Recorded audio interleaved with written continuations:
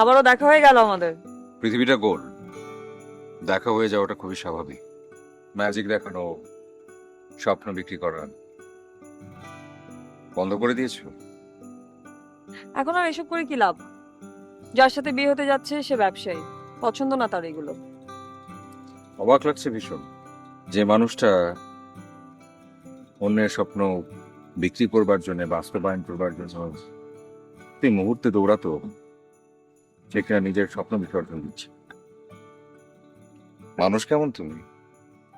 ভালোবাসি বাবা মাকে ভীষণ, তাদেরকে কষ্ট দিতে পারবো না। আর নিজের চাওয়া পাওয়া, নিজের স্বপ্ন, সেসবের কোনো মূল্য নেই। সব বিসর্জন দিতে হবে। বাঁচতে হলে নিজের ইচ্ছে, নিজের স্বপ্নকে নিয়ে বাঁচতে হয়। কে বলেছে আমার স্বপ্ন নেই? আপনি তো কখনো কাউকে ভালোবাসেননি। ভালোবাসার মানুষের জন্য একটা স্যাক্রিফাইস করার মধ্যে ভীষণ আনন্দ আছে। এটাও এক রকমের স্বপ্ন। যাকে দেরি হয়ে যাচ্ছে, উঠি। হুম। দাঁড়াও, কিছু কথা আছে আমার, বলতে চাই।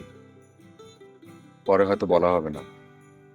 একটা প্ল্যাটফর্ম ছিল আমার, অদ্ভুত সুন্দর কিছু কাজ হতো সেখান থেকে।